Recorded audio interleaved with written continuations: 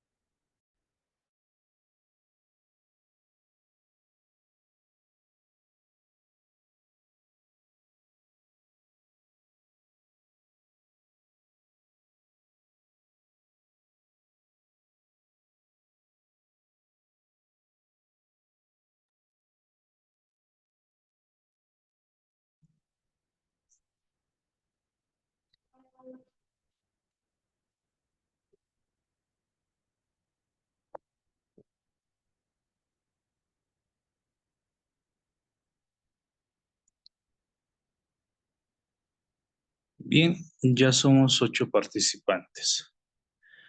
A modo de que vayamos iniciando ya nuestra presente clase, yo quería comentarles lo siguiente, ¿no? Sucede de que igual en un caso en materia de la ley 348, hoy en día se manifiesta de que se está vulnerando el derecho a la propiedad. No sé si es que vieron algunos links, ya. En esos links se puede apreciar, bueno, de videos que sacan en TikTok, ¿no? De que se puede apreciar de que una persona que es denunciada con la ley 348, eh, en especial si es que tiene menores de edad, la persona, ¿no? En este caso la mujer que denuncia, por ejemplo, con esta medida, eh, dentro de las medidas de protección, el fiscal lo que realiza es de que el varón, en este caso la persona que supuestamente ha transgredido la normativa, pueda abandonar la propiedad.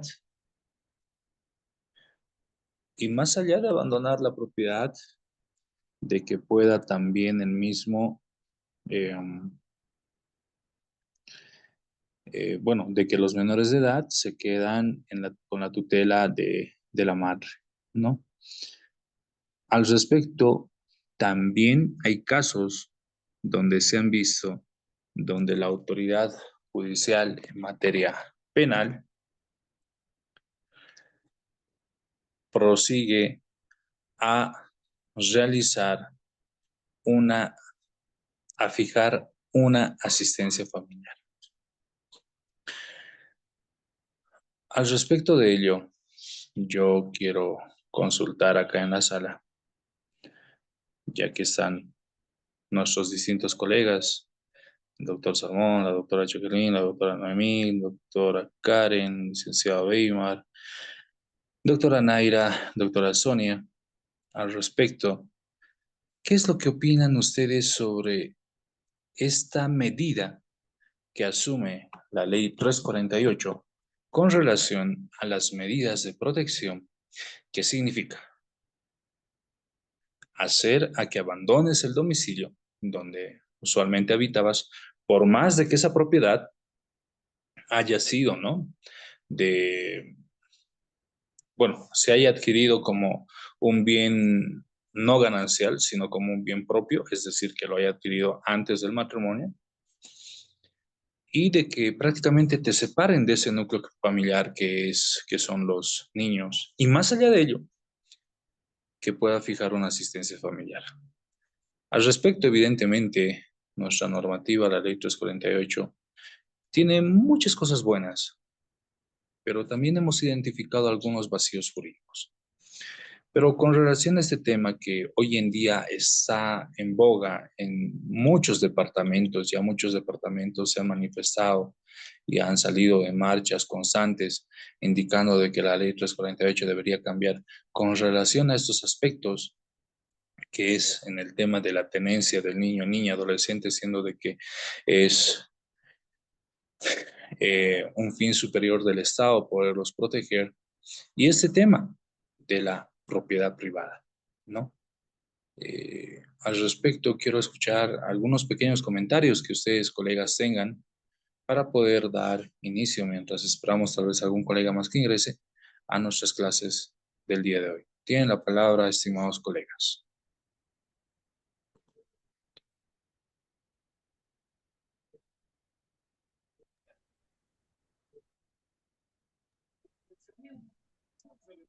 La palabra, doctor Sonia Muchas Rodríguez. gracias, doctora Sonia Rodríguez. Un gusto volverla a escuchar, doctora Sonia Rodríguez.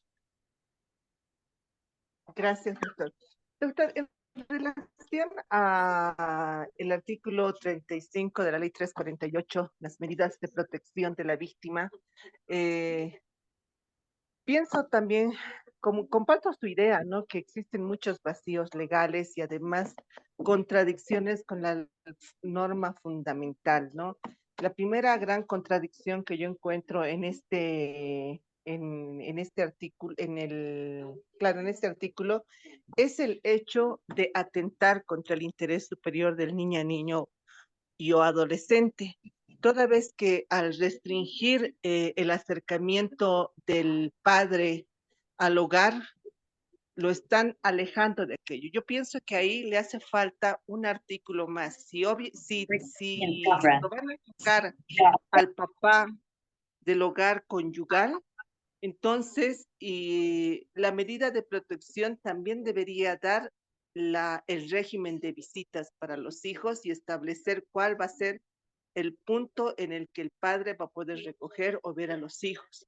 Si no, se atenta contra el interés superior del niño, niña, adolescente. Ahora, respecto al tema de sacarlo del inmueble cuando éste se considera propio porque no es un bien conyugal, bueno, también se atenta contra las garantías constitucionales, ¿no? Porque la Constitución protege la propiedad privada. Sin embargo, doctor, una mujer que ha sido víctima de violencia física, psicológica, económica, patrimonial o alguna de las que el artículo 6 establece, no, no puede pues ella abandonar el hogar y dejar que el agresor continúe viviendo en ese hogar. Yo pienso que cuando se da el tema de la asistencia familiar, se debe fijar también un monto para el alquiler y que esa mujer pueda salir a otro sitio en alquiler, ¿no? Porque si no, se atenta contra la propiedad privada, pero que tiene que reponerse esa situación, porque algunas mujeres que realmente son víctimas, y digo realmente porque soy consciente que existen muchas denuncias falsas, pero cuando una mujer que realmente es víctima de violencia, generalmente es una mujer que se dedica solo a las tareas del hogar, ¿no? Y si se dedica solo a las tareas del hogar, de la noche a la mañana no va a conseguir un trabajo. Imagínense que hablemos de una mujer de más de 50 años. Lo único que va a conseguir es un puesto ambulante en las calles de La Paz y El Alto, en el caso de nuestro departamento, ¿no? Y incluso para aquello ella necesita un capital, doctor. Y sin un capital no puede ejercer una actividad económica propia, ¿no? Así sea ambulante, así sea informal, ¿no? Y menos una actividad formal. Por ejemplo, como digo, las mujeres que son víctimas de violencia son mujeres que se dedican a las tareas del hogar, al trabajo del hogar, pero no han trabajado en forma independiente, no generan ingresos propios, ¿no? Por eso también yo no estoy de acuerdo con el artículo 109 que establece que todas las mujeres tienen los suficientes elementos para generar sus propios ingresos, porque muchas de ellas, como le decía antes, solo se dedican a labores del hogar. ¿De dónde van a generar sus propios ingresos? ¿No? Y también no estoy de acuerdo con la irretroactividad de la asistencia familiar. Yo pienso que la asistencia familiar en beneficio de los menores debe ser retroactiva. Esa es mi opinión, doctor.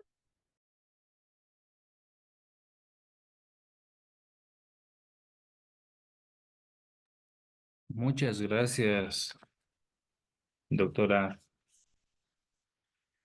Sonia Rodríguez. ¿Algún colega más que quiera participar? A objeto de poder registrar su participación también, tienen la palabra, estimados colegas.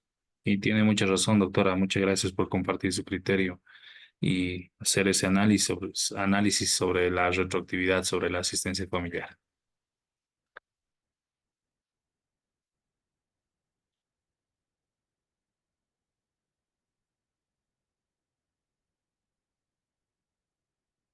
¿Ningún colega más?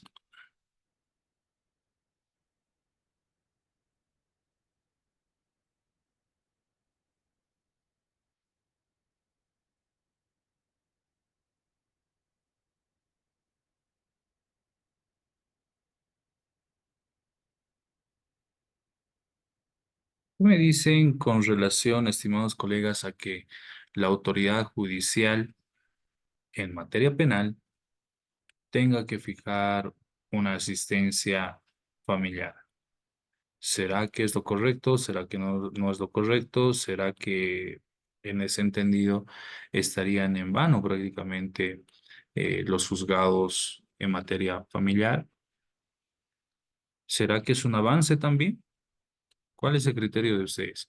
Les pregunto porque más allá de nuestra materia, también está siendo objeto de análisis este tema de la ley 348 y obviamente que también nos han pedido de que nosotros podamos eh, tratar de solicitar algunas modificaciones, ¿no? Al respecto, obviamente, eh, con el criterio de todos ustedes, se supone de que cada criterio que se pueda llegar a proponer va a ser enriquecedor. Doctor Salomón tiene la palabra.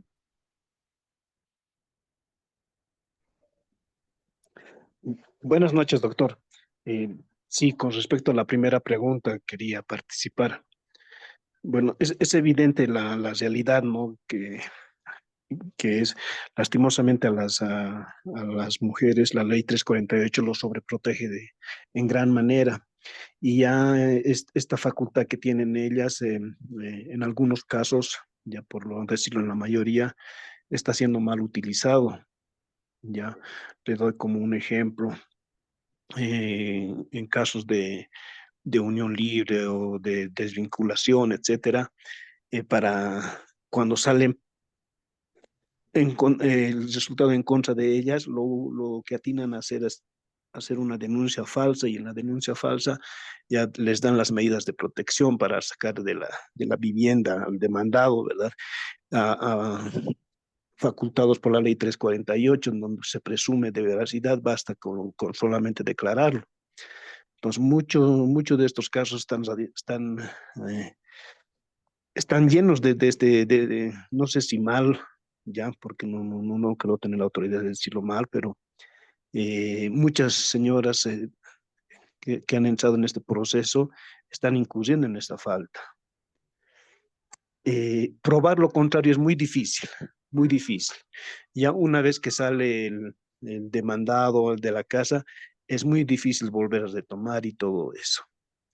La respuesta de la parte de la autoridad jurisdiccional es de que las medidas se han determinado por cuerda separada y acúdase por la cuerda correspondiente, es lo que nos indica, ¿no? Entonces, con, para el denunciado en este caso, es muy difícil volver al estado natural, volver a la propiedad, volver al hogar, inclusive son perjudicados los menores de edad, ¿verdad? Porque les privan del contacto con los progenitores, etcétera. Bueno, eso como comentario a la primera consulta, doctor.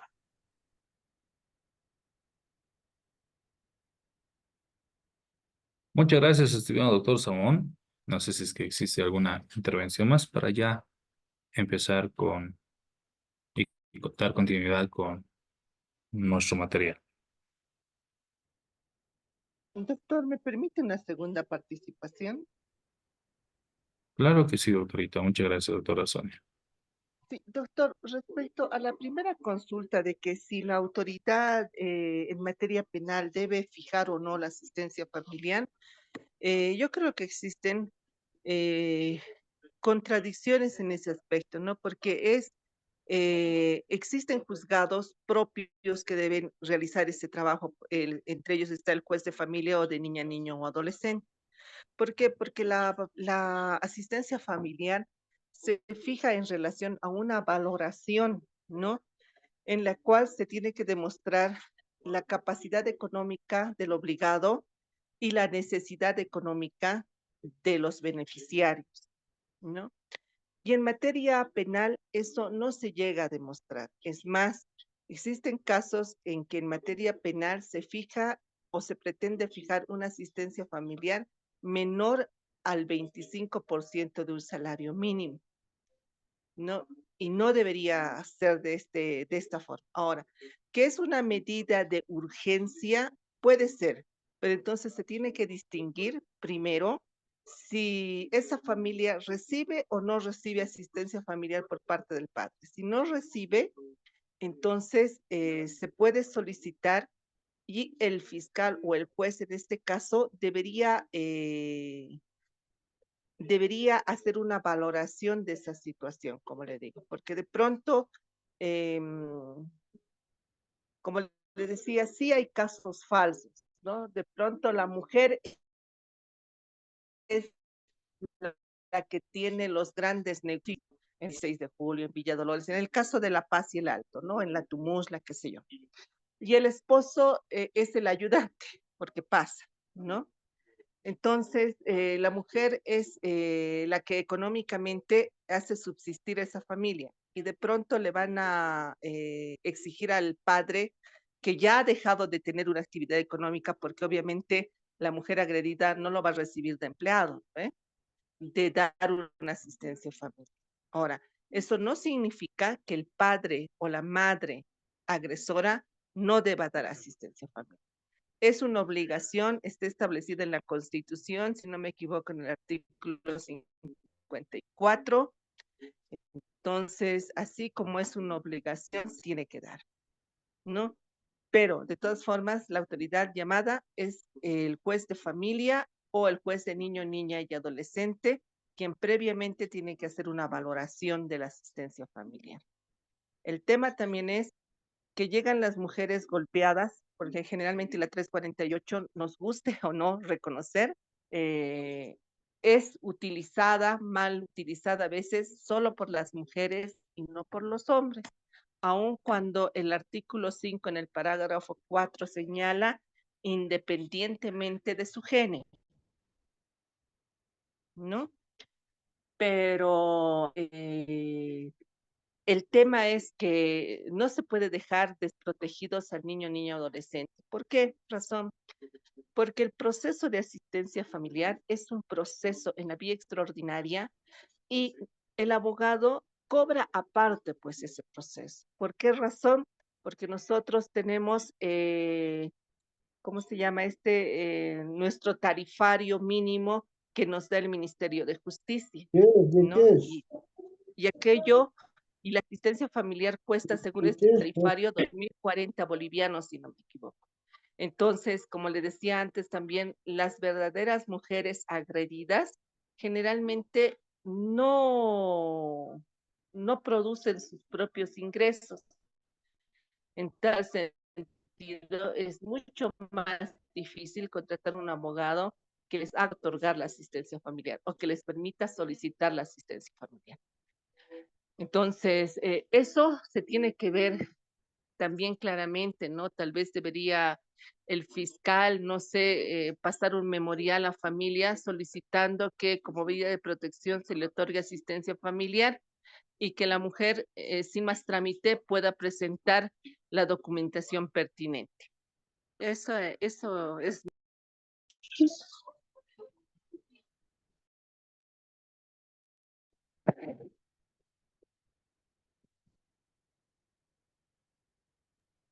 Muchas gracias, estimada doctora.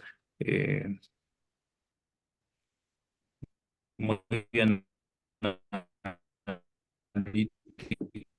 también la observación con relación a la mala utilización de esta ley está generando muchos problemas, ¿no? En la sociedad. No sé si es que han visto en Argentina el presidente Milei está Puti es una mala palabra. Es una mala palabra. este micrófono.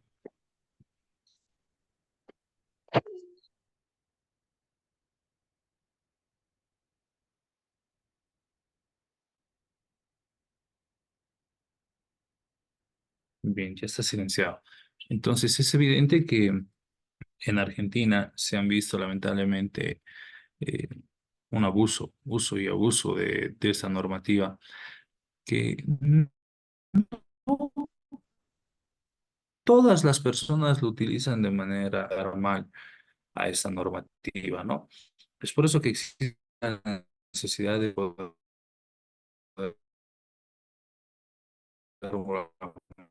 modificar, porque existen muchos vacíos jurídicos y entre ellos yo como de criterio también vamos a decir que relaciona a cada familia, ¿no?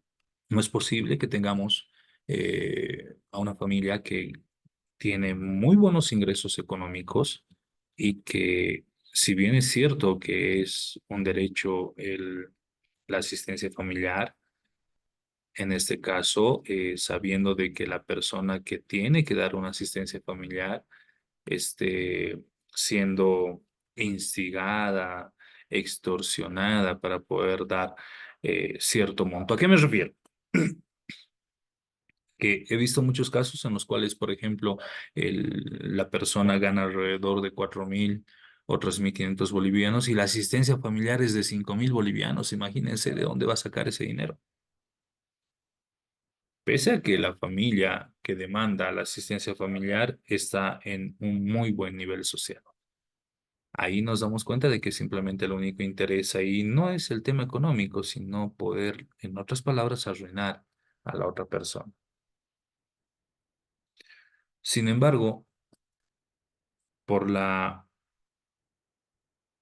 por las distintas normativas que hacen al uso de esta ley, entre ellos ONU Mujeres,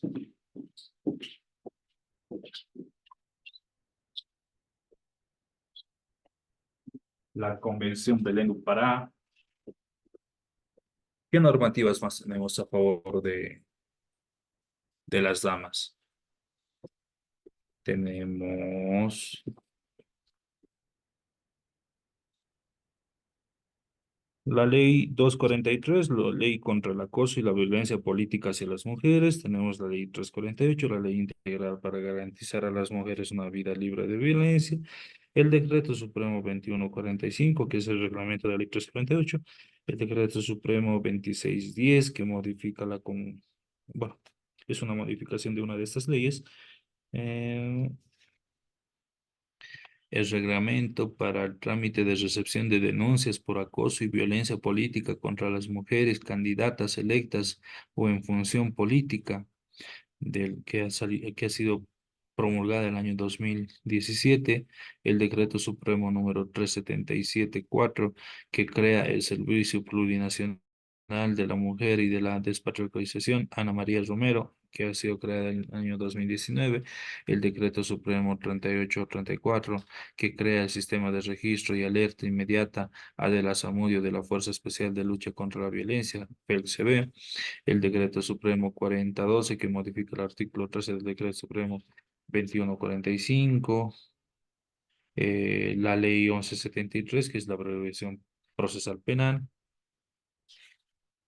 Y bueno, eso entre normativas nacionales que tenemos y entre otras normativas internacionales como la Belén do Pará, se había hecho ONU Mujeres y otras que hacen a que en cada país, evidentemente, se tenga que contar con una ley en favor de la mujer y específicamente en favor de las personas que se consideran vulnerables. ¿Y quiénes son los vulnerables? Entre ellos están las damas, los niños, niñas, adolescentes y al mismo tiempo también están eh, los de la tercera edad, ¿no?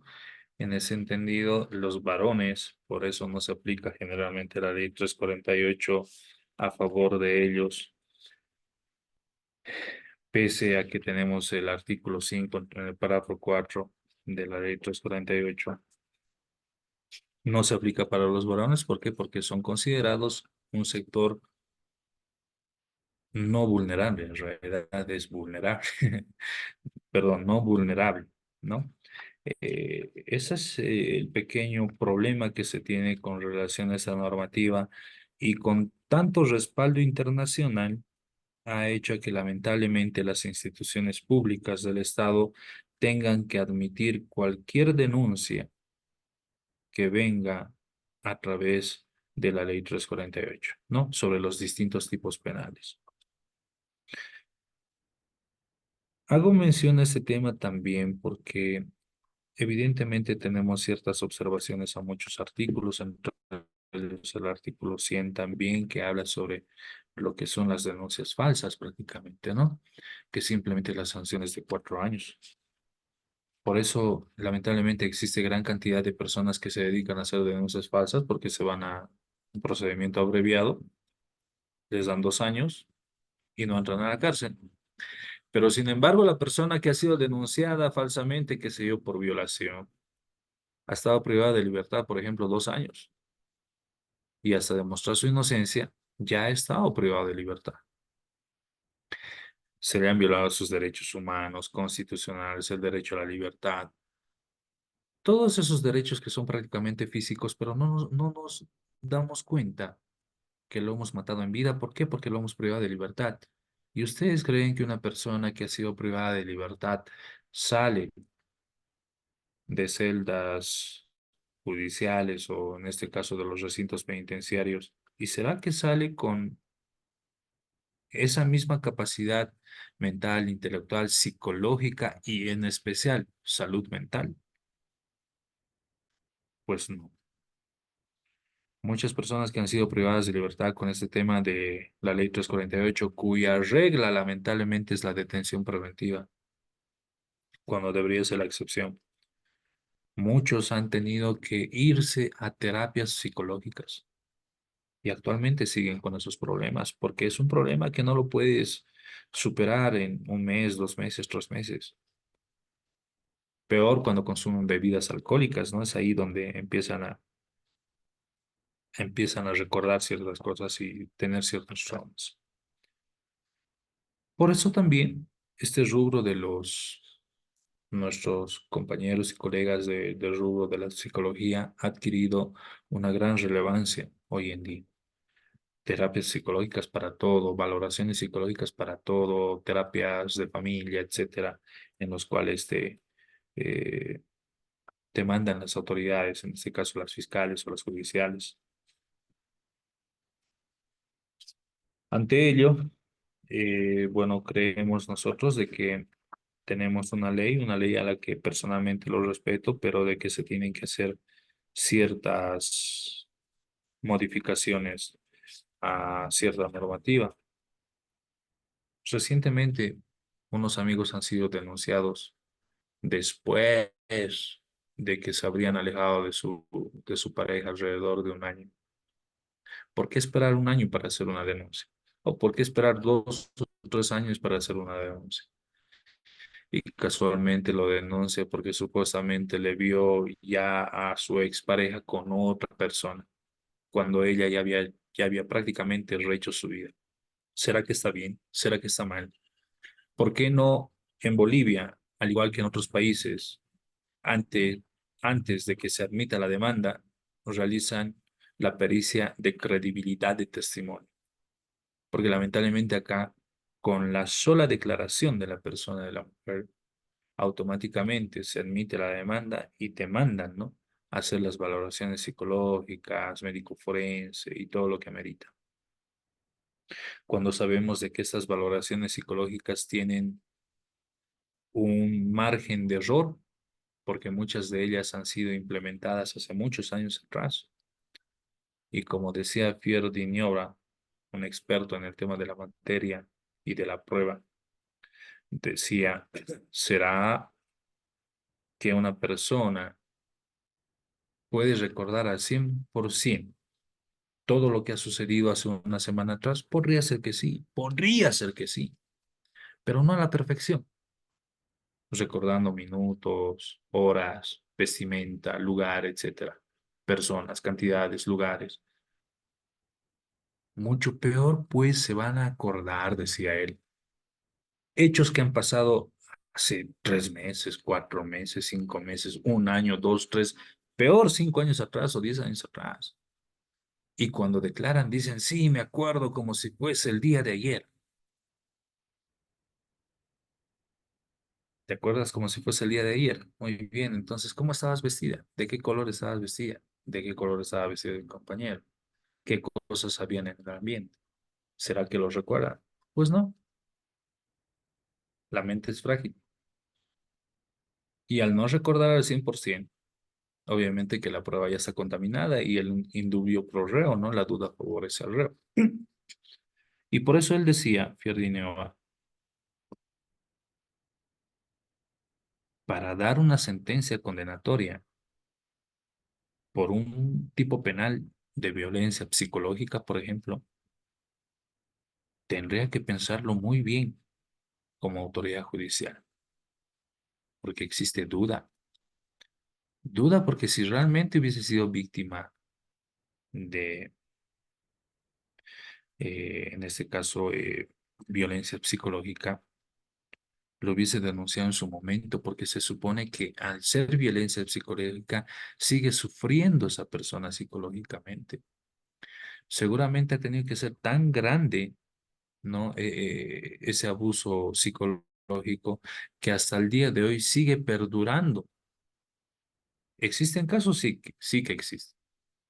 Pero también la violencia psicológica tiene que ser valorada. No es posible, y él decía, de que tú hayas tenido un mal día con tu pareja y de repente discuten, ¿no? Entre uno y otro, porque eso pasa en las familias, que discuten y te dicen, no, que tú me has gritado, que me has insultado, me has dicho, por ejemplo, vieja, ¿no? Y eso es una violencia psicológica y simplemente lo hiciste una sola vez, que simplemente lo hiciste una sola vez. ¿Qué significa? ¿Será que cumple los preceptos, en este caso, de lo que es una violencia psicológica? ¿Acaso no será para asumir que es violencia psicológica, la palabra violencia, de que esa violencia psicológica tenga que ser consecutiva y constante, no será así. Entonces, es ahí donde viene esa observación. Tiene que comprobar la persona que está denunciando de que esa violencia psicológica es constante y continua. No simplemente el día 20 de octubre del año tal, tal persona que era mi cónyuge me ha insultado, que me dijo esto y lo otro. Eso puede ser que hayan tenido un problema ese día y ya, pero eso no es violencia psicológica porque no cumple ese requisito de que tiene que ser continuo y constante.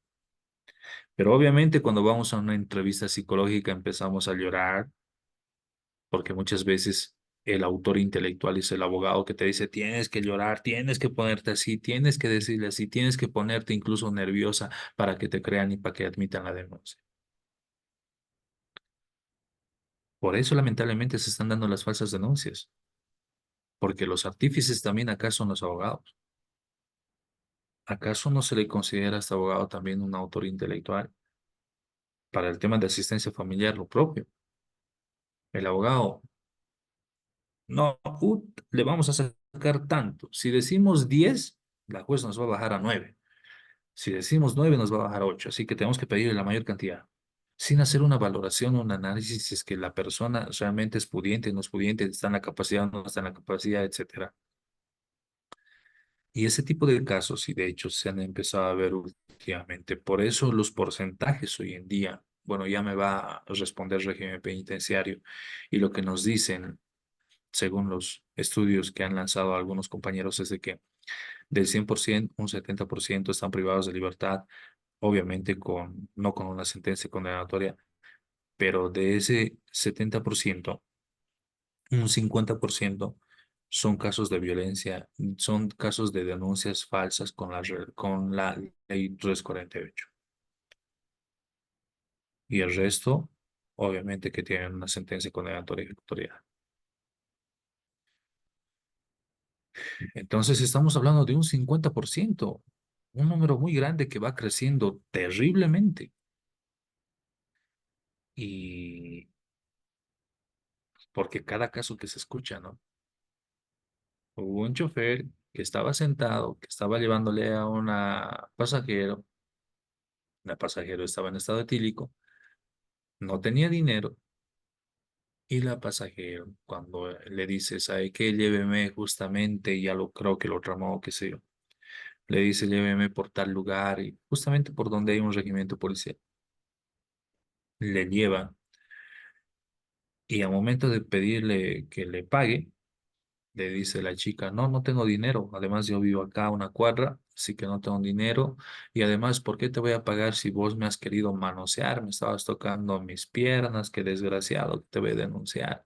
Y la otra persona estaba obviamente sana, chofer, y como estaban cerca de un regimiento policial, lo que hace es, decir, bueno, no me vas a pagar, te voy a tener que llevar a la policía. La otra, llévame, le lleva a la policía.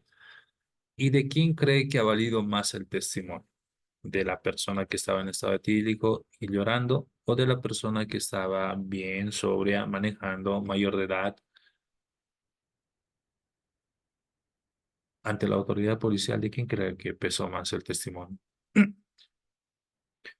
Lamentablemente fue de la mujer, porque empezó a llorar y todo ello. Acto seguido, lo detienen al tipo y le dicen, ¿cómo la vas a manosear? Tú estás bien, ella está mareada y el otro, pero ¿en qué momento le he manoseado? No, eso es, ¿qué? Abuso sexual. Wow, y el otro asustado. Lo han retenido su movilidad y hoy en día está privado de libertad solo por ese tema, en el cual esa persona en realidad empezó a llorar y dijo, nunca la toqué, porque yo tengo hijas, tengo mi esposa. Entonces, este tema de la credibilidad de testimonio, del principio informal de poder ingresar la prueba, está haciendo a que existan lamentablemente muchos inocentes en las cárceles. Y de que exista ese rompimiento del núcleo familiar que es la materia que nosotros estamos llevando. Porque al ser una denuncia falsa, ustedes creen que cuando crezca el niño, obviamente producto de la relación que han tenido ambos, se va a sentir feliz, va a ser como cualquier niño común y corriente. Estudios psicológicos han demostrado de que los niños que no viven con sus padres generalmente no tienen una tendencia masculina, demuestran inseguridad, entre otros temas. Entonces nos preguntamos, ¿será Disculpe, que es una muy buena medida? ¿Será que es una muy buena medida poder haber asumido ello? Entonces, ¿no? Bueno, van a disculpar, creo que nos hemos ido a otra materia. Tal vez. Sí, doctora. disculpe, doctor. Entiendo que usted dice que los hijos no pueden, o sea, no desarrollan bien sin la figura paterna o la materna también. Creo que yo discrepo de esa situación, ¿no? Porque considero que eh, es mejor vivir sin un padre o sin una madre violenta, ¿no? Porque eso va a marcar la vida de las personas. Una niña que vive al lado de un padre violento, no, se va a casar con un hombre violento también y va a repetir su historia. No al 100%, pero puede suceder. Y lo mismo, un niño que aprende de un padre violento va a violentar a una mujer. Entonces, en mi opinión, lo mejor es tener la figura paterna, porque no necesita estar en la misma casa. Pero el padre que sea un padre responsable y la madre que sea una madre responsable. Estoy en contra de las falsas denuncias, pero yo pienso que sí hay víctimas y hay víctimas reales. Y por eso estoy en contra de las falsas denuncias, por las verdaderas víctimas, ¿no? Y el tema parte de muchos lados del tema. Por ejemplo, yo tengo una cliente femenina que lo denuncia a su enamorado después de sufrir 2 años de violencia a raíz de que ella solicita a sus padres llorando que la lleven ante un psicólogo, el psicólogo la fortalece y ahí se da cuenta que ella tiene que hacer la denuncia y denuncia. ¿Qué le dice el fiscal cuando se va y se pide la valoración o la pericia psicológica en el varón de el carácter violento o no de este? Que no se le puede obligar cuando la ley claramente establece la 348. Ahora es cierto, ¿no? Esa obligatoriedad va en contra, pues, de la constitución política del Estado, porque nadie puede declarar en contra de uno mismo, ¿no? Pero son todas esas cosas, doctor, que están, tal vez la ley 348 se debe volver a repensar, pero lo que no podemos como sociedad permitir son familias violentas, ¿no? Ni violencia de la mujer y mucho menos violencia del varón. Esa es mi opinión, doctor.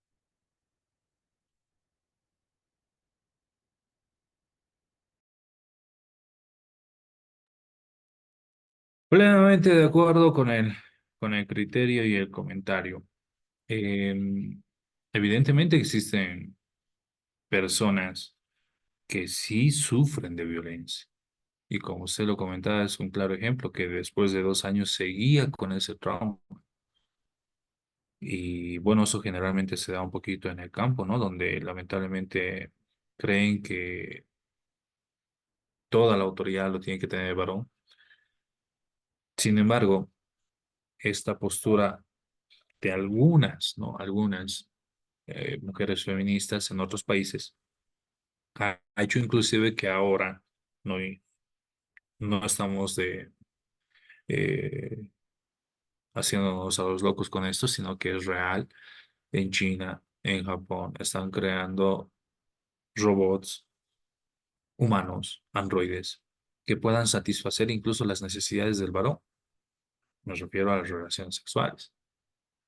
Y eso obviamente que está originando a que los varones con las mujeres en esos países, hasta donde he escuchado ciertos documentales, no tengan esa relación amigable, que generalmente es lo que tenemos al momento de cuando empezamos a tener una relación, ¿no? Cuando le empiezas a cortejar a tu pretendiente, a la otra persona, empiezas a hacer, a ver las cosas buenas, etcétera.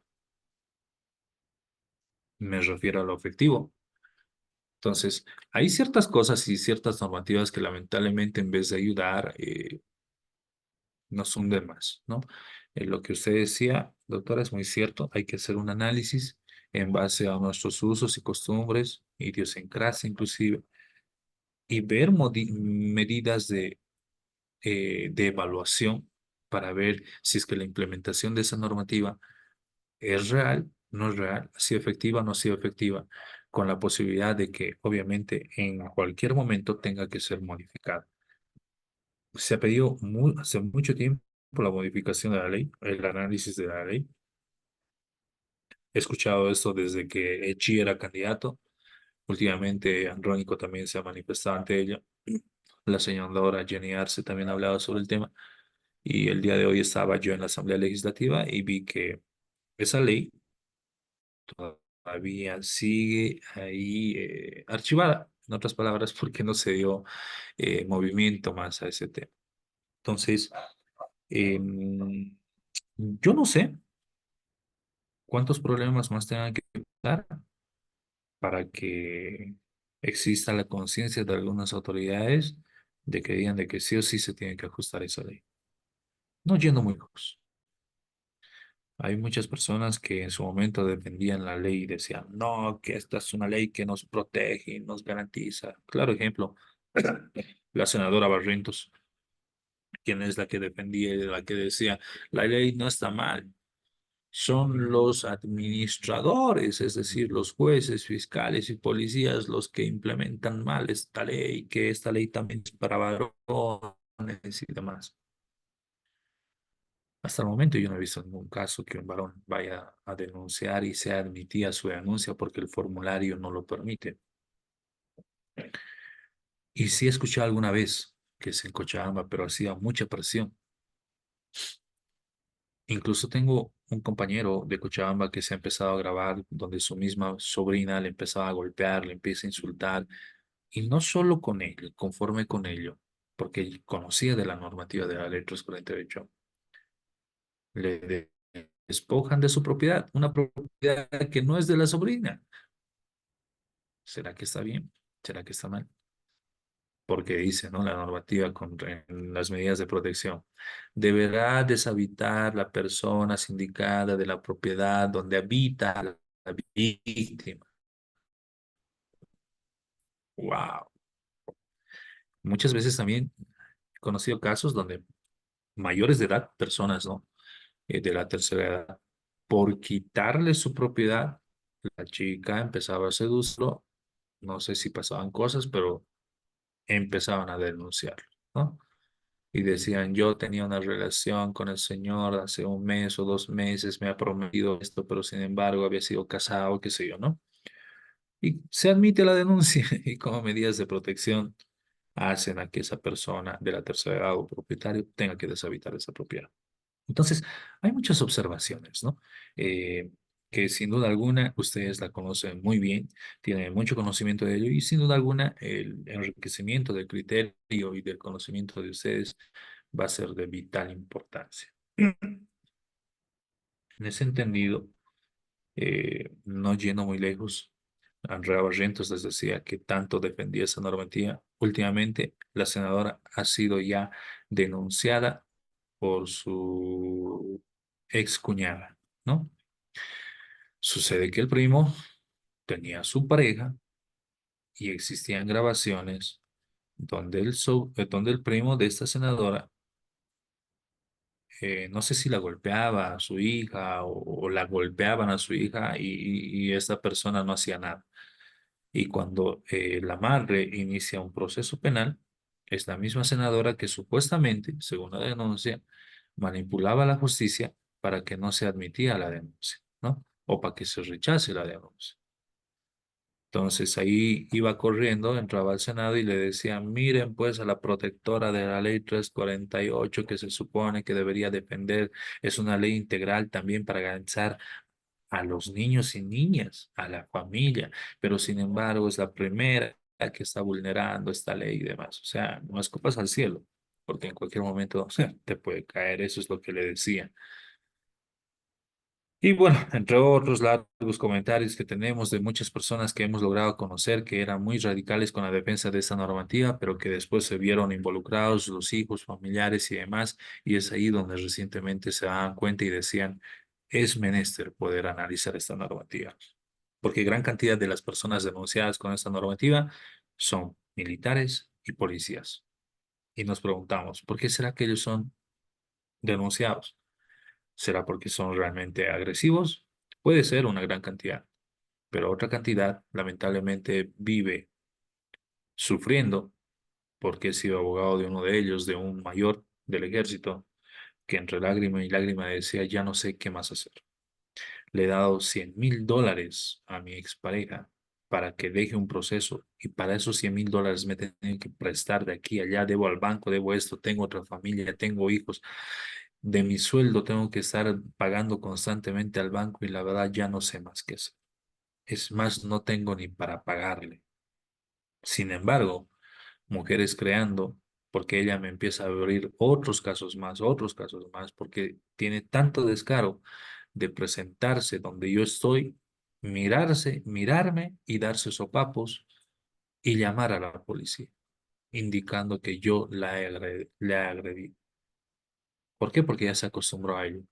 Pese a que ella ya tiene su pareja, vive con otra persona, tiene su hijo. Para desistir de esa nueva denuncia me pide más dinero.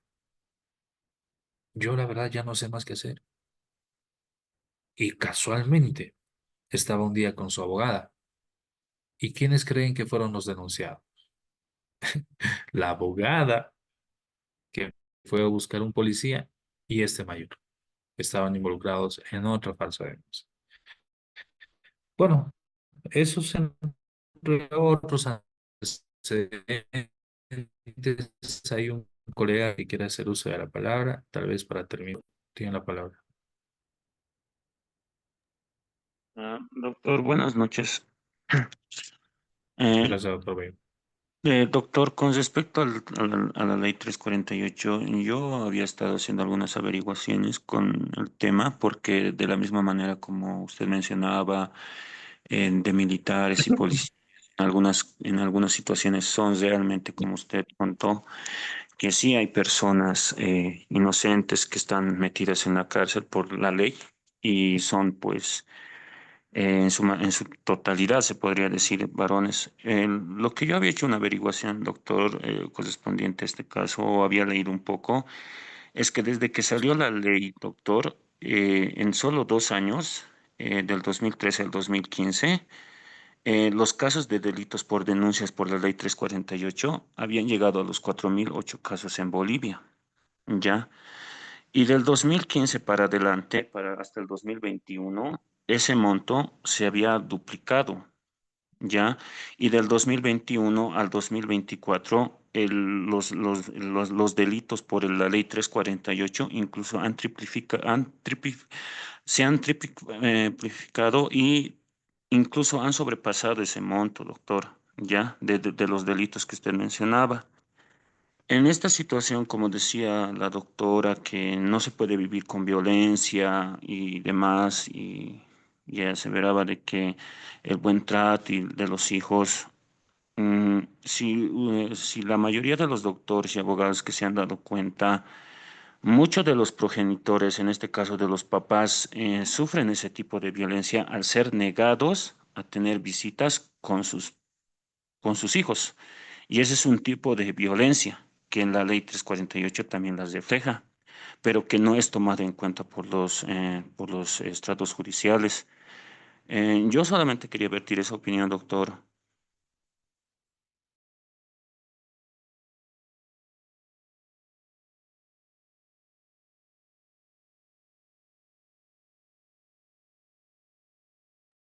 Muchas gracias, estimado doctor. Esos datos que habría mencionado sobre las cifras, ¿cuál es la fuente o dónde habría escuchado?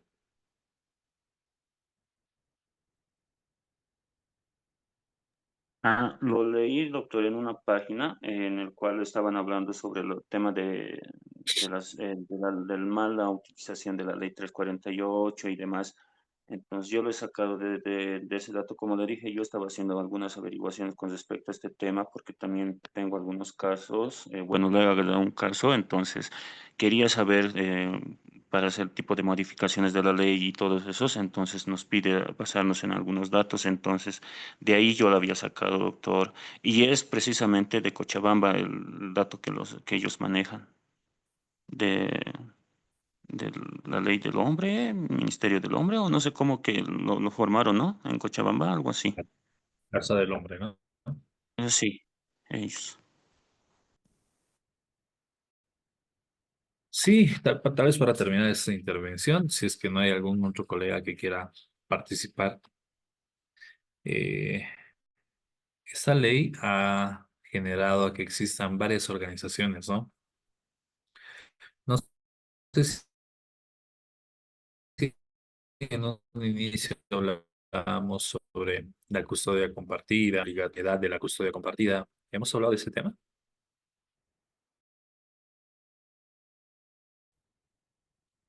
Hay un diputado que ya sacó un anteproyecto de ley en el cual modifica el tema de la custodia, que es compartida, pero él pone la obligatoriedad de la custodia compartida, siempre y cuando, en este caso, eh,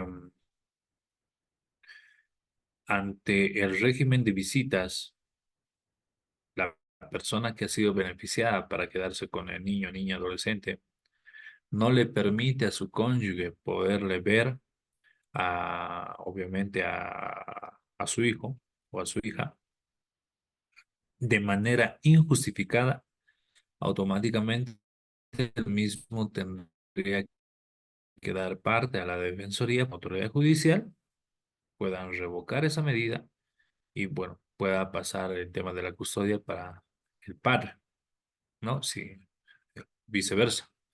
Y por otro lado, también planteaba el tema de que la custodia compartida tiene que ser obligatoria. Entonces, son ciertas medidas y propuestas que se está haciendo en la Asamblea Legislativa a raíz de ciertas movilizaciones que se han dado, porque aunque no crean, doctoras, los hombres también lloran. Y quieras o no, también tienen deseos de ver a sus hijos. Y me llamaban de otros departamentos y me decían, la mujer ha agarrado y se lo llevó a su hija, están en Argentina, que ya no sé qué hacer, y que el papá está eh, devastado. Ha sido un caso público en Tarija y de que bueno, la mujer ha evadido la justicia boliviana yéndose a otro país, ¿no? De que han empezado a hacer exhortos, bueno, todo lo que viene a ser el procedimiento internacional para poderla repatriar. Sin embargo, hasta el momento me dice que han pasado otros años y que no la ve a su hija. Justo por esos temas también aparecieron ciertas organizaciones, entre ellos Monas Kichai, si no me equivoco, eh,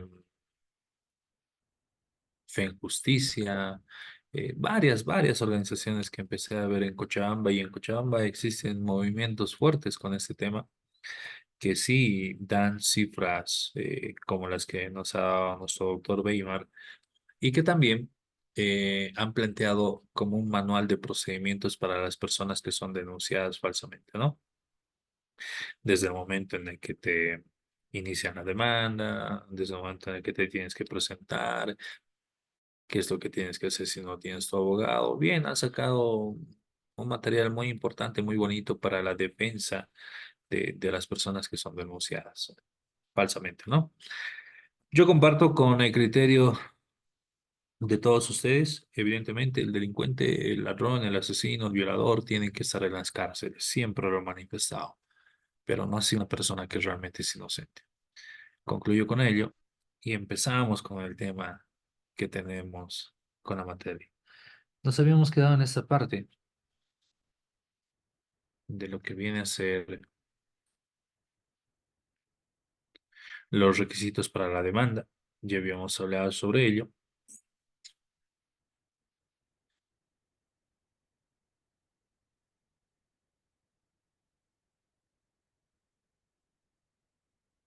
Y que obviamente existen, en este caso, desde el artículo 260, que nos manifiesta que las demandas son orales, ¿no? Y al respecto, con relación a, a las últimas tendencias, no solamente en nuestro país, sino en todos los países, las demandas son últimamente orales, ¿no? Y este artículo nos manifiesta que en las pretensiones voluntarias de la emancipación por el desacuerdo del cumplimiento de acuerdos y de asistencia familiar, cuando exista un acuerdo, la demanda podrá presentarse en forma oral ante la Secretaría del Juzgado, donde quedará redactada un acta sucinta equivalente a la demanda, cumpliendo como lo establecido en el artículo anterior, en lo que firma de la o del secretario en la parte interesada.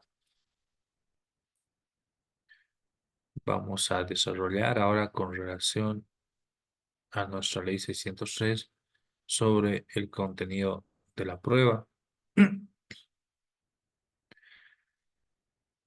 Y eso está en el artículo 261 y ahí dice, ¿no? Que a la demanda deberá adjuntarse toda la prueba documental con la que se cuente. Asimismo, deberá ofrecerse otros medios de prueba. Entonces, al decir otros medios de prueba, bueno, ya ustedes ya saben que si la prueba se encuentra en alguna institución o eh, tenemos que hacer mención a esa institución para que la autoridad competente pueda hacer el requerimiento correspondiente, ¿no? Sobre la modificación o ampliación de la demanda. Con relación a ello, la demanda podrá ser modificada o ampliada por una sola vez, hasta antes de la contestación, en cuyo caso en el plazo para la contestación correrá a partir de la citación al demandado con la modificación o la ampliación que se haya tenido. En la audiencia solo van a poder estar, se va a poder alegar y acreditar nuevos presentación de la demanda y la audiencia o aquellos hechos no conocidos al momento de la demanda. ¿Qué pasa con el retiro de la demanda? Se puede dar antes de contestada la misma, ¿no? La parte demandante podrá retirar y se la considerará como no presentada. En los casos de asistencia familiar, la autoridad judicial debe ordenar de oficio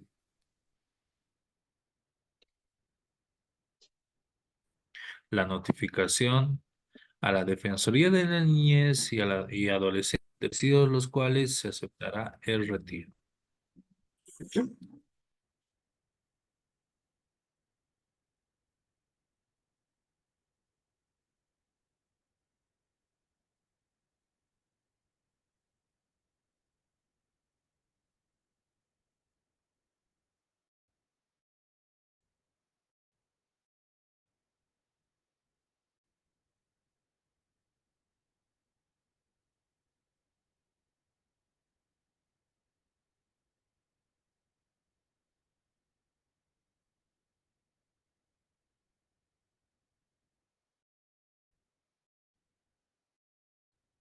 creo que no se está modificando.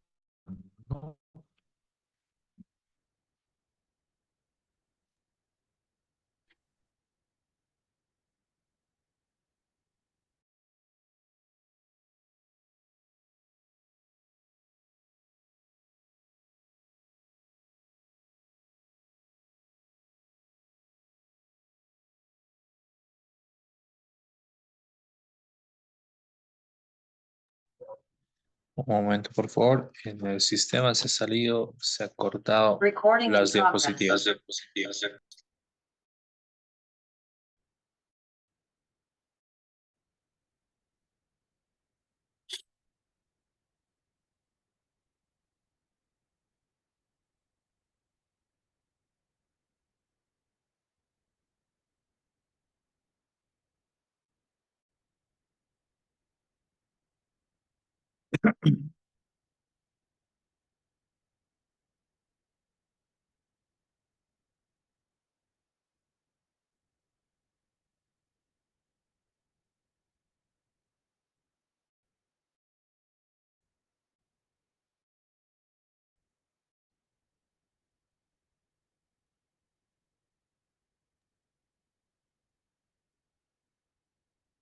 Ok, vamos a ver sobre los plazos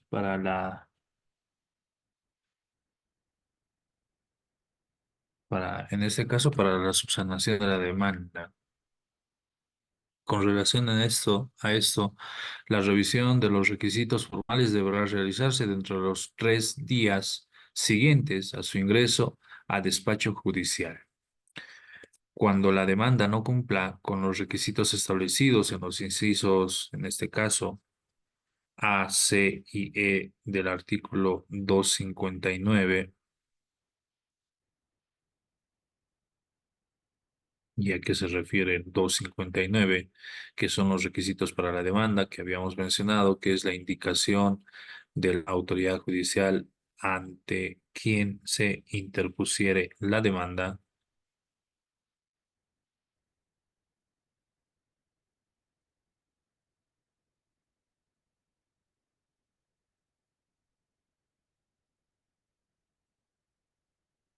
También el nombre y algún dato que individualice al demandado la indicación de su domicilio, del lugar de trabajo u otro en el que pueda citarse a la persona que ha sido demandada, y la petición concreta, ¿no? Se refiere a él.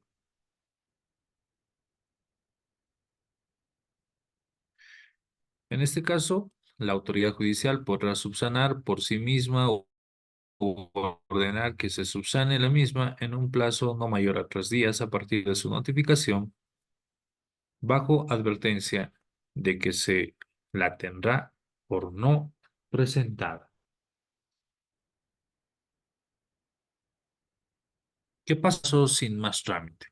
La autoridad judicial rechazará sin más trámite la demanda cuando la pretensión sea manifiestamente contraria a la ley, ordenándose de oficio la devolución en los documentos adjuntados, no dejándose la copia de los mismos.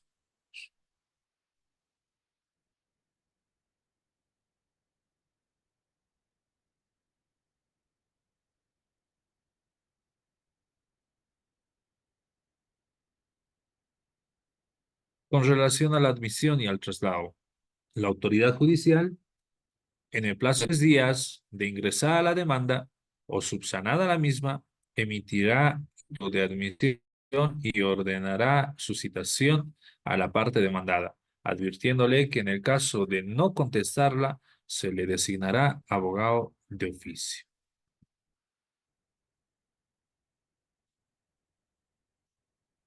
Con relación a la prohibición de desistimiento, no podrá desestimarse la pretensión cuando se refiera a algún derecho o interés de una niña, de un niño o de un adolescente o de personas con situación de discapacidad que sean, en este caso, graves o muy graves, y que se trate de adultos mayores.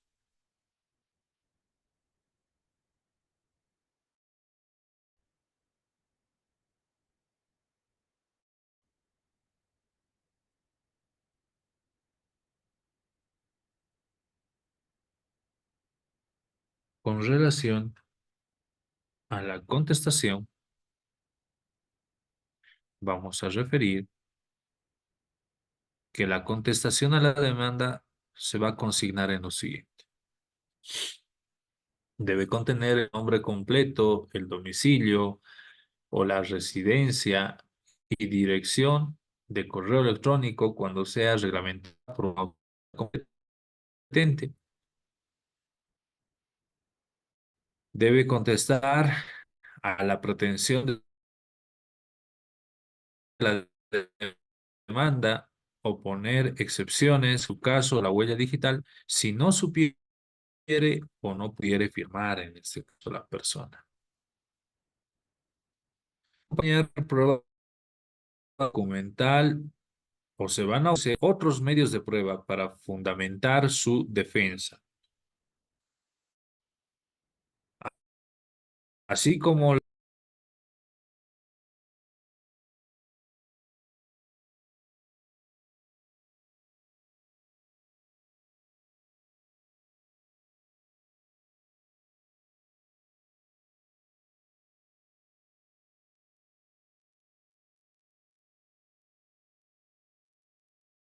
como que se va y vuelve la señal.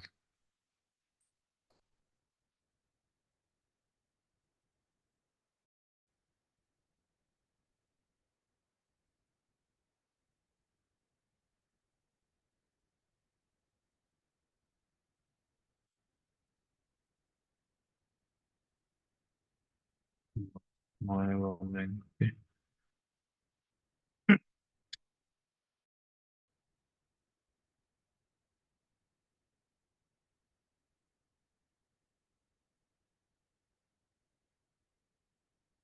¿Qué pasa con relación a la falta de la contestación?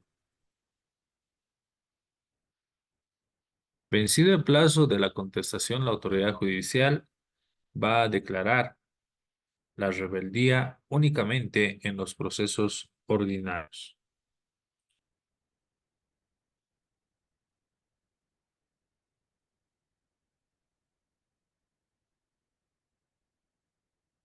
La parte demandada se podrá presentar en cualquier momento del proceso y puede asumir su defensa en el estado en el que se encuentre. La rebeldía de la parte demandada no se entenderá como aceptación de la pretensión demandada. La autoridad jurisdiccional valorará la falta de contestación conforme a la prueba aportada y producida por la parte actora.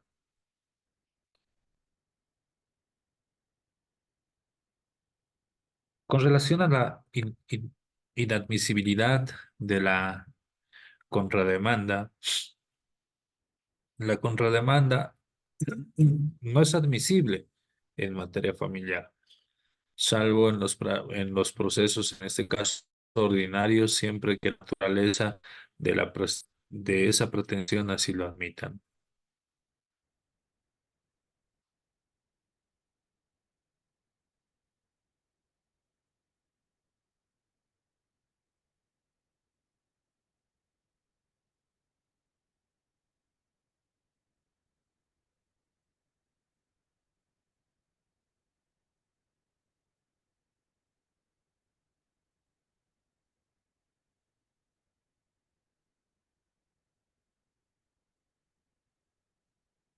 Bien,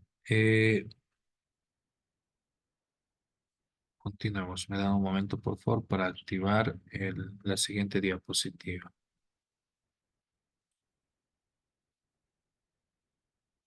Por favor, un minutito hasta que cargue la siguiente diapositiva.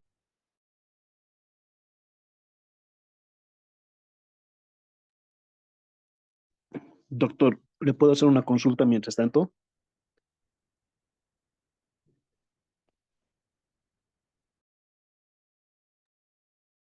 Hola, hola. Sí, sí, sí, sí.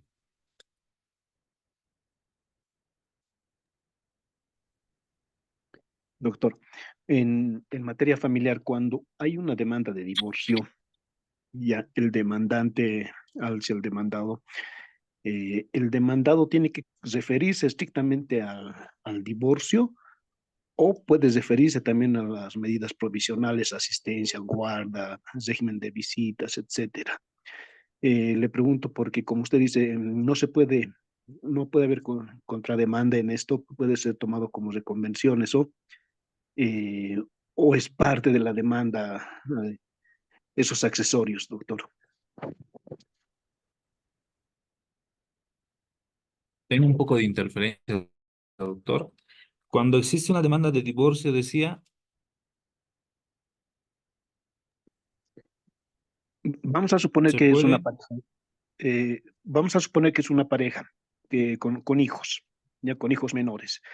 El esposo demanda a la esposa, ya, con una demanda de divorcio, solamente de divorcio, ya. No incluyen esa demanda de divorcio lo que son las medidas provisionales, ya sea guarda, asistencia familiar, régimen de visitas. Sin embargo, en la contestación, ya la demandada contesta incluyendo esos accesorios. Eso puede ser tomado como una reconversión o contrademanda o es parte de la contestación, doctor. es parte de la contestación, ¿no? Acá en La Paz generalmente se presentan ese tipo de demandas y justamente vamos a ver también los modelos de demandas en la siguiente clase y obviamente que dentro de los trabajos que vamos a presentar, ahí es donde vamos a presentar, vamos a ver este tema de las demandas. ¿Está bien? Doctor, ¿puedo hacer una Ahora acotación a vamos lo con del este, colega? sí, sí, claro que sí, doctora. Sí, las demandas en familias son de tres tipos, las inmediatas, extraordinarias y ordinarias. Y las asistencias familiares, si es homologación, es un proceso ordinario. Y si es solo asistencia familiar o extraordinario, así como el divorcio es un proceso extraordinario. Pero el proceso principal siempre es el divorcio y el principal arrastra al secundario, que en este caso es la asistencia familiar. Entonces, pongamos que estamos en dos juzgados. En uno estamos queriendo llevar la asistencia y en el otro de pronto hemos dicho, mejor me voy a divorciar. El divorcio va a llamar a la asistencia familiar y se tiene que sumar esta asistencia al proceso de divorcio. Pero en la contestación de divorcio, si no se ha pedido asistencia familiar, la parte que ha contestado o que está contestando puede ofrecer también asistencia familiar.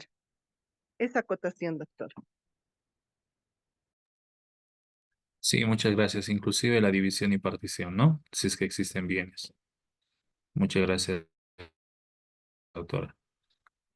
Con relación, ya entrando a esta parte del contenido del módulo, bueno, ahora vamos a hablar sobre los principios de familia, sobre la demanda de la contestación en el proceso familiar. Ya se había visto todo ello.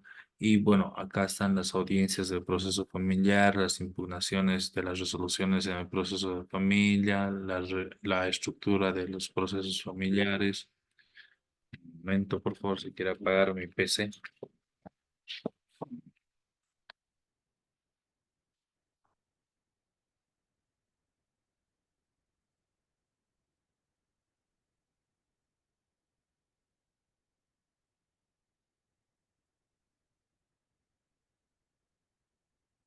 Y posteriormente vamos a ver este tema de la afiliación, negación de maternidad o paternidad, la asistencia familiar como tal, que hace mención nuestra colega, la doctora Sonia, el divorcio judicial y el notarial, y sobre la división y partición. Con relación a la asistencia en el familiar, en este caso serán presididas por la autoridad judicial que la ha instalado hasta su conclusión bajo plena de nulidad. ¿Y cuál es el desarrollo del mismo? Son públicas estas audiencias. Excepcionalmente, se va a disponer su reserva de oficio a la solicitud de parte. En este caso, ¿para qué?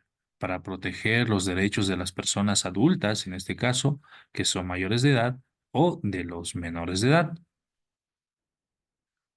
En este caso, por el derecho, por ejemplo, a la dignidad, a la honorabilidad, a la intimidad de las partes. Y obviamente para proteger los derechos del niño, niña, adolescente.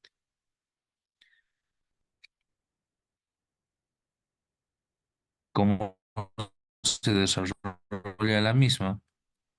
Las audiencias se llevarán a cabo sin embargo, cuando los sujetos procesales que intervienen hablen otro idioma, por ejemplo, entre ellos el aymara o el quechua, la autoridad judicial va a designar un intérprete o un traductor.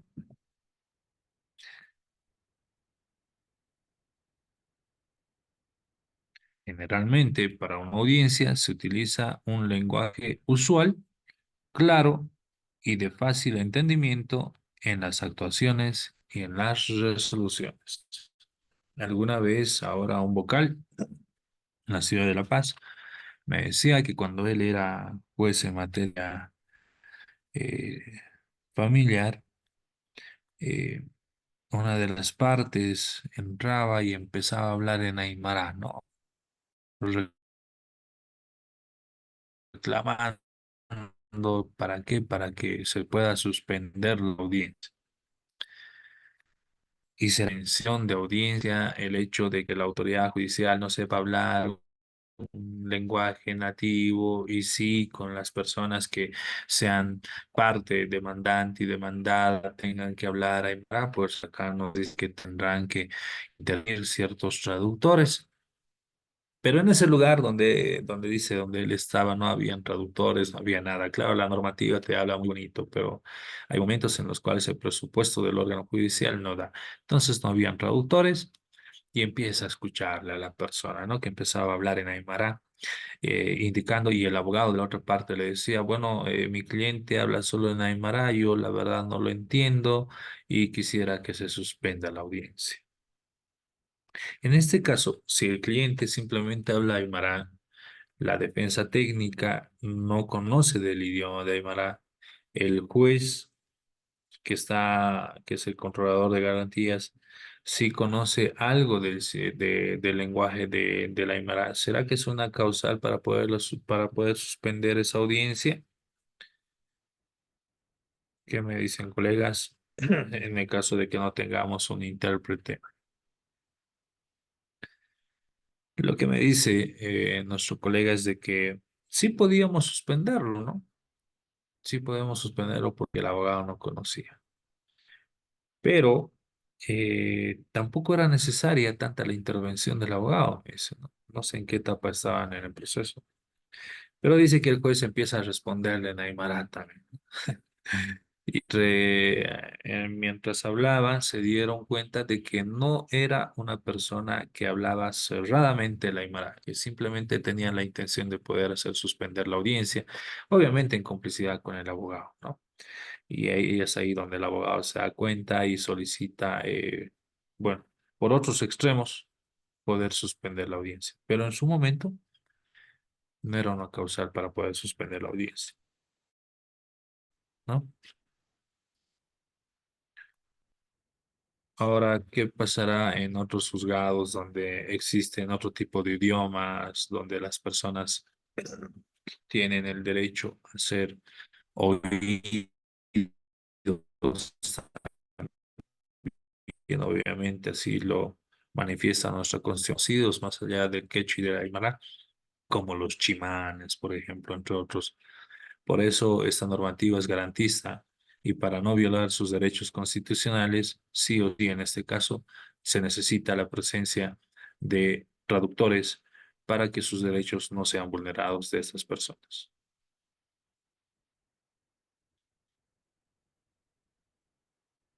Se llevarán a cabo en la sala de audiencias del juzgado, todas las audiencias, ¿no? Y excepcionalmente donde sea necesaria su realización dentro de los límites de la jurisdicción de la autoridad judicial y que se va a instalar y se va a llevar a cabo a la hora señalada la audiencia.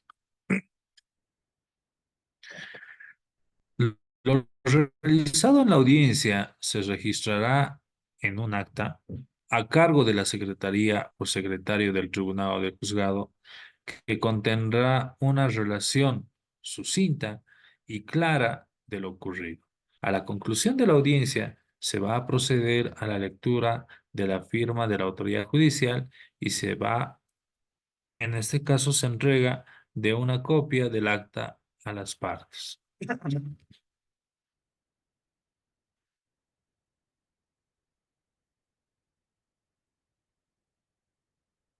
criterio tienen ustedes, señores colegas, cuando tenemos una audiencia? Y esto generalmente pasa en las apelaciones, ¿no? Ante el Tribunal de Alzada. Cuando nos fijan una audiencia para cierta hora y ellos habían programado otra audiencia. Y bueno, es una audiencia que no lo pueden suspender, ¿no? Y da continuidad, y nosotros estamos esperando media hora, casi 40 minutos y tenemos ya otra audiencia programada y, y no suspenden la audiencia. ¿Por qué? Porque nos dicen, esperen, porque ya va a concluir la audiencia y muy pronto se va a señalar nueva audiencia, bueno, para la siguiente audiencia y tú estás esperando cuando nos dicen de que debería empezar prácticamente en la hora señalada. Y lamentablemente últimamente están maliciosos, etcétera, y los remiten directamente al disciplinario, en este caso del RPA, del Ministerio de Justicia. ¿Será que está bien esa parte? ¿Será que no está bien? Obviamente el abogado puede solicitar después de cierta cantidad de minutos o media hora, que sea de espera, solicitar obviamente la suspensión porque tiene ya otras actividades programadas, pero generalmente no lo dan, ¿no?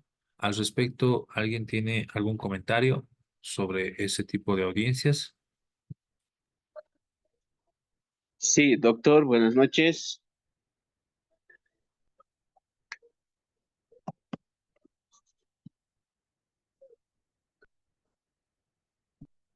Sí, sí, doctor, lo escuchamos muy bien, doctor Oline. Buenas noches, doctor. Estimados colegas, buenas noches. Evidentemente, doctor, no sé si existe una normativa, yo he tratado, pero muchas veces, doctor, es un poquito muy complicado lidiar o interactuar cuando se presenta este tipo de administradores, cuando hacen la espera de por más de media hora. Inclusive, yo recuerdo, doctor, en las audiencias de fijación de asistencia familiar o en las audiencias de ratificación de divorcio en proceso familiar, doctor. No sé si esto es hábito o es la mala costumbre de los jueces o las juezas, perdón, hacer la espera de por más de media hora, doctor. Yo os recuerdo en todas las audiencias que asisto, tengo que esperar de media hora, doctor, 40 minutos, inclusive 50 minutos las ganas del juez para que instale la audiencia, doctor. Y en un momento yo decía a la secretaria de decir si nos van a convocar o no nos van a convocar. Y la excusa que ponen los secretarios o decir de que la doctora está realizando una apelación, su informe, o muchas veces nos dice de que está nos han interpuesto, nos están pidiendo un informe y todo aquello. Pero tenemos que esperar media hora, 40 minutos, doctor, pese a que no existe una audiencia anticipada, ¿no? Entonces, muchas veces esas quejas, doctor, en audiencia se hacen notar a la jueza y muchas veces los administradores de justicia, estas autoridades jurisdiccionales, las que tienen que velar el derecho de las partes, generalmente se molestan, ¿no? Y ponen una serie de argumentos, las cuales a veces son poco válidos, doctor, al escuchar. Entonces, no sé si ese aspecto en la ley 3, en la ley 603, no establece claramente si los jueces, porque claramente el artículo 440 establece de que el juez puede instalar la audiencia, hay un orden, pero sin embargo, el horario, doctor, cuando se convoca a un horario establecido, pues no se cumpla a cabalidad, doctor. Y así en manera de, entre A ver, en esa anécdota, doctor, en el día de entre colegas abogados, ¿no? A la juez o al juez, en todo caso, le hemos regalado un reloj, doctor, a manera de poder, para decirle de que pueda iniciar la audiencia a la hora indicada. Tal vez no tiene tanto, tal vez, conocimiento, es decir, el horario no se fijará o no le hará notar de que tiene audiencia a las 10 de la mañana, pero la audiencia inicia a las 10:40, muchas veces, doctor, una hora una vez tenía que esperar, doctor, esperando en la sala y en el pasillo al doctor para que nos convoque para una audiencia de ratificación de divorcio, doctor. Nada más, muchas gracias, doctor. Gracias, estimado doctor. No sé si es que hay algún otro colega que quiera intervenir con relación a este tema que lamentablemente día a día pasamos los abogados.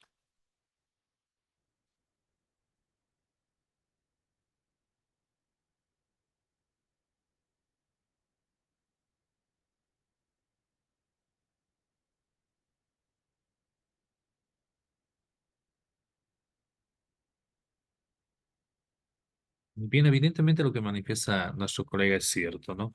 Lamentablemente sufrimos esos abusos prácticamente en lo que viene a ser el señalamiento de las audiencias. Generalmente los estados judiciales, algunos juzgados, tienen muy poco respeto con los colegas abogados, siendo de que ellos saben de que se va a bueno, se va a dilatar una audiencia, no suspenden la siguiente. Bueno, se ve en muchos casos y existen otros juzgados que sí, ¿no? Tienen ese interés y llegan a suspender, obviamente, sabiendo aproximadamente y calculando el tiempo de cada audiencia que ellos van a tener.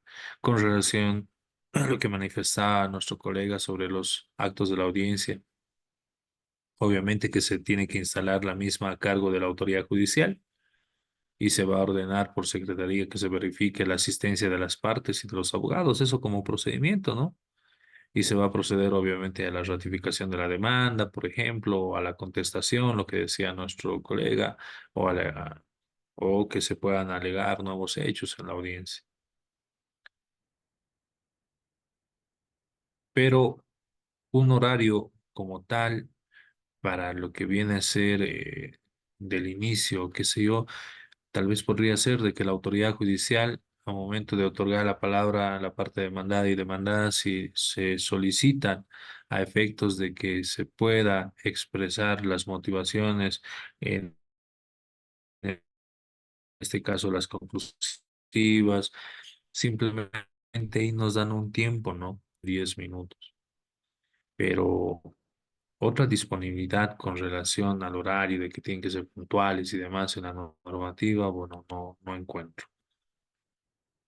Seguramente, bueno, tal vez alguno de ustedes, colegas, conoce de que sí deben existir resoluciones internas en los cuales sancionen a la autoridad jurisdiccional en el caso de que se estén dilatando constantemente las audiencias y no tengan el respeto por la siguiente audiencia, ¿no? Señalada. Desconozco de ello, no sé si ustedes. Bien, vamos a hablar sobre la postergación de la audiencia y vamos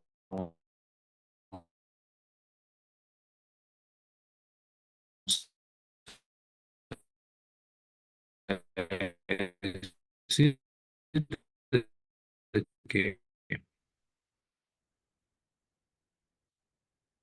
a la realización judicial, la postergación que no podrá exceder en un plazo de 5 días siguientes. Máximo se le da ese plazo de los 5 días siguientes. ¿Y cuándo se va a dar la suspensión? La suspensión, si la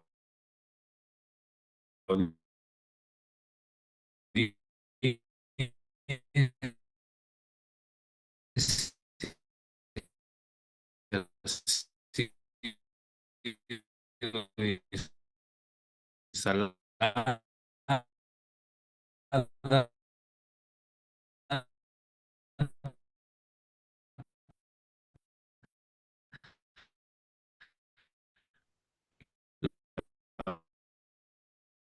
autoridad judicial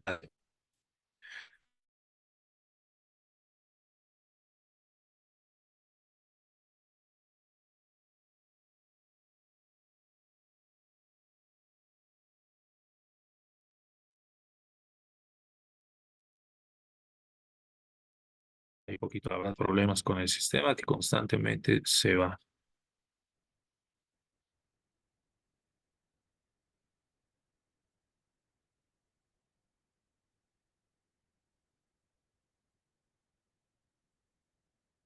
Ok.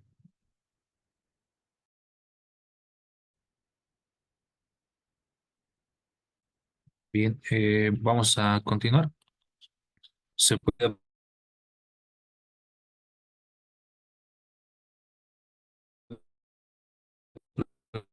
sea la diapositiva, colegas.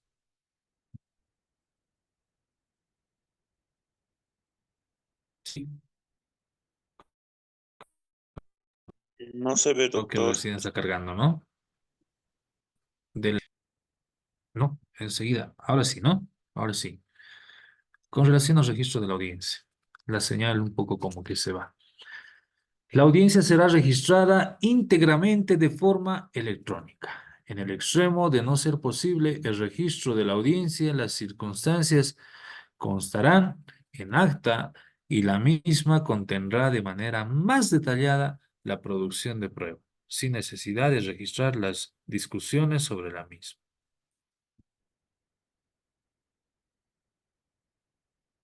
Las partes podrán solicitar en el plazo de 3 días la confrontación del acta de audiencia con la grabación, debiendo la autoridad judicial pronunciarse únicamente a momento de dictar la sentencia. Ese es uno de nuestros avances, ¿no? Que prácticamente todas las audiencias ya son grabadas en nuestro sistema.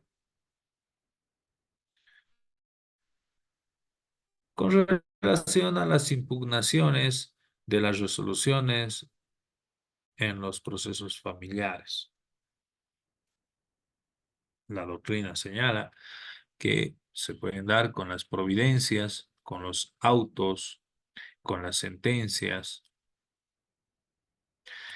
con relación a estas providencias, a estos autos, a estas sentencias, las impugnaciones que vamos a realizar, la incomparecencia es con relación a la incomparecencia del demandado al proceso, no le priva del derecho de poder impugnar. Tienen legitimación para impugnar las resoluciones judiciales las partes a las que la resolución causen un agravio o un perjuicio, ¿no? Aquellos abogados de defensa técnica que consideren que se ha causado un agravio en su cliente, obviamente que pueden realizar estas impugnaciones. El recurso que se va a interponer debe estar debidamente fundamentado e indicar los agravios que han cometido la autoridad judicial a momento de emitir sus providencias, sus autos interlocutorios o la sentencia.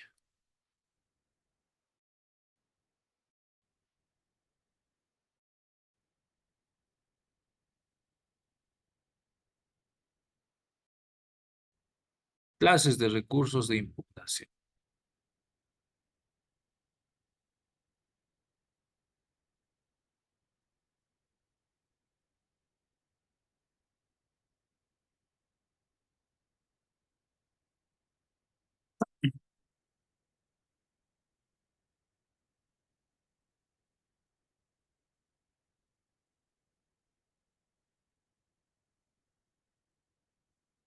Ahí tenemos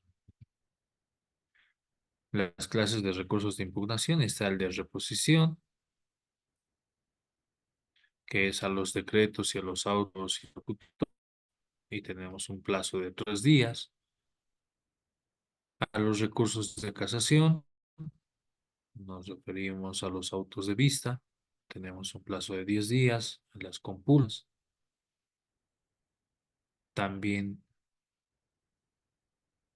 a las apelaciones, que es con relación a las resoluciones de primera instancia con un plazo de 10 días, a cuáles son los efectos de la apelación, el suspensivo, el devolutivo y el diferido.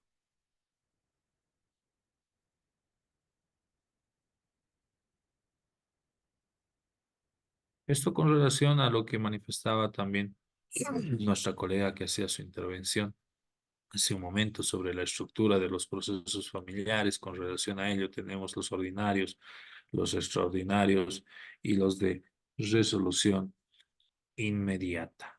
Vamos a ir, obviamente, dando a conocer cada uno de ellos a continuación. Con relación a los procesos ordinarios, vamos a hablar sobre en este caso, sobre la presentación de la demanda, la subsanación, que es en el plazo de 3 días, la admisión de la demanda, la contestación, que tiene un plazo de 10 días, con relación a la audiencia preliminar, la afirmativa, la sentencia, y con relación a la nulidad de matrimonio o la de la unión libre, la nulidad de acuerdos en la vía voluntaria, en la vía notarial también, la división y la partición de bienes gananciales cuando no se lo tramite en la ejecución del proceso de divorcio, la determinación de bienes propios cuando exista desacuerdo sobre su calidad, la fijación de la audiencia y obviamente la sentencia y la ejecutoria. Para el efecto, la siguiente clase vamos a disgregar todos estos puntos que se han dado a conocer y bueno, pues estaríamos dando nuestra siguiente clase el día domingo que nos compete, ¿no? Sin embargo, tenemos una clase más que poder subsanar.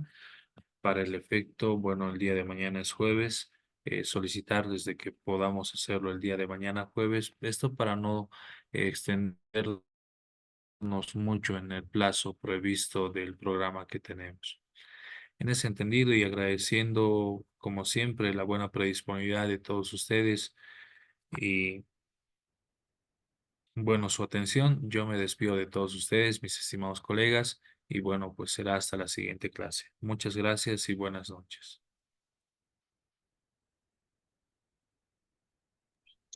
Buenas noches, doctor.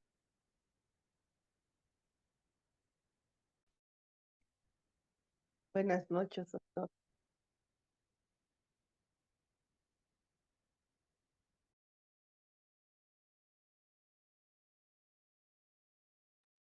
Buenas noches.